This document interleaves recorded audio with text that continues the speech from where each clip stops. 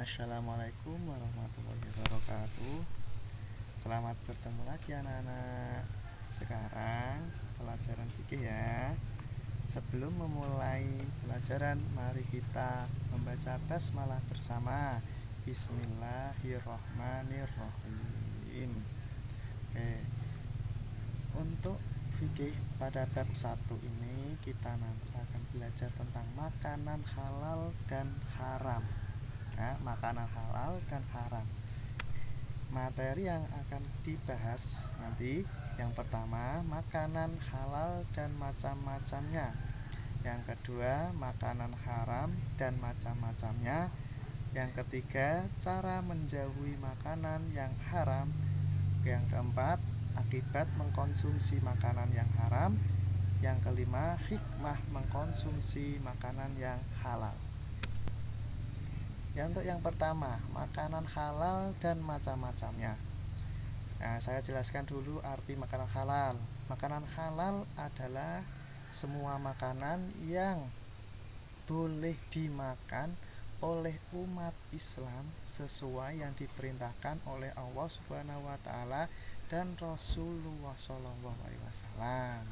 Ya, berarti semua apa saja yang diperintahkan Allah dan Rasulnya itu yang halal ya.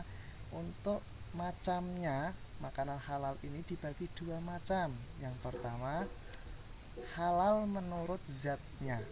Nah, zatnya itu artinya makanan yang bendanya jelas, baik dan bermanfaat bagi kesehatan, tidak merusak badan dan akal pikiran, serta tidak kotor dan tidak menjijikan. Berarti barangnya berbentuk bendanya itu jelas ya. Seperti nasi, daging ayam, daging sapi. Nah, ini kan benda bisa dilihat dan lain-lain ya. Terus yang kedua, halal menurut cara memperolehnya. Cara memperolehnya ya berarti artinya makanan bisa menjadi haram apabila cara mendapatkannya dengan cara yang haram. Sebaliknya, makanan bisa halal apabila cara mendapatkannya dengan cara yang halal gitu ya. Seperti daging ayam. Daging ayam kan halal kan? Kalau diperoleh dengan mencuri ayam tetangganya maka dikatakan haram ya. Paham? Oke, lanjut. Makanan haram dan macam-macamnya. Untuk yang kedua, makanan haram dan macam-macamnya. Menurut bahasa, haram artinya larangan, dilarang oleh agama. Itu mesti larang oleh agama Islam ya, tidak agama yang lain. Nah, ini khusus Islam. Menurut istilah, haram adalah makanan yang dilarang untuk dikonsumsi. Dikonsumsi itu dimakan atau dinikmati menurut syara Islam maksudnya. Pasti ada bahayanya atau mundorotnya, dan meninggalkannya pasti ada hikmah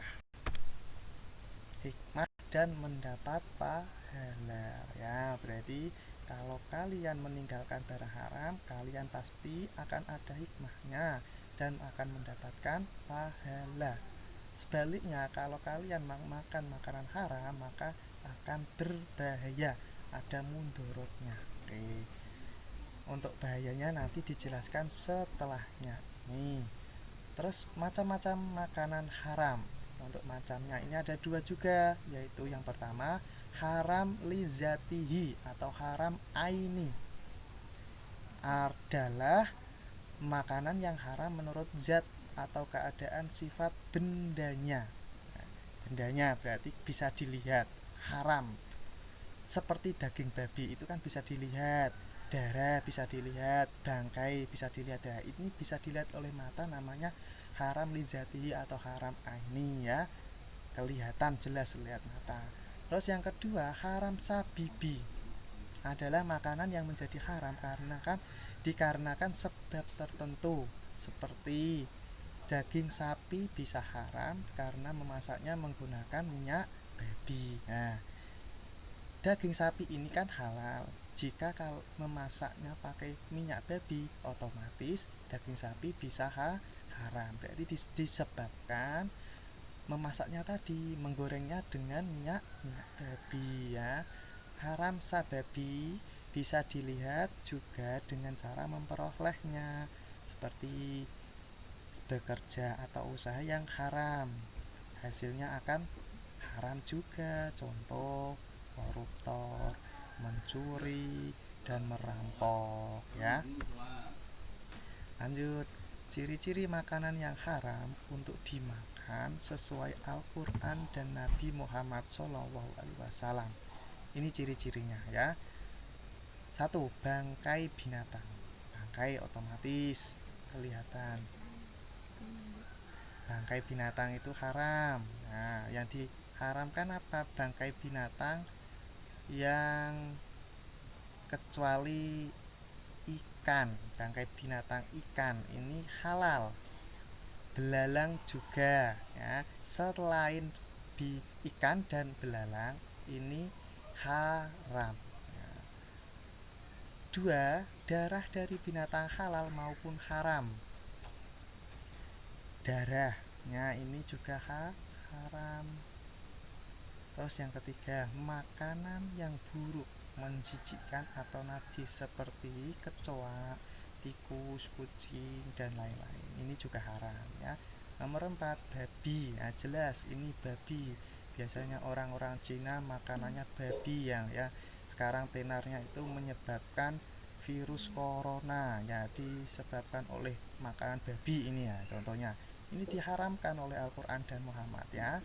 Jadi kalian harus menghindari atau tidak memakannya ya. Nomor 5, makanan yang memabukkan. Ya, ini contoh bir. Ya, semua makanan yang memabukkan itu haram. Nomor 6, hewan yang disembelih tidak atas nama Allah. Nah, sekarang mau korban nih.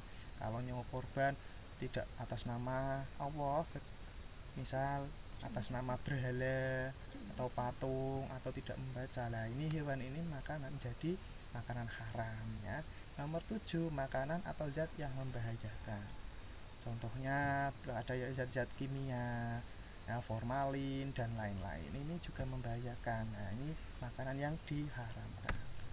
Lanjut, cara menjauhi makanan yang haram. Yang pertama, tanamkan di dalam diri sikap benci dan tidak suka terhadap makanan yang diharamkan ya. Tanamkan dulu di dalam diri kalian sikap benci, oh tidak suka makanan yang haram-haram ya, itu ditanamkan dulu ya. Nomor 2, hendaklah pahami betul macam-macam makanan yang diharamkan. Berarti pahami tadi macam-macam apa saja yang diharamkan tadi, kamu pahami dulu.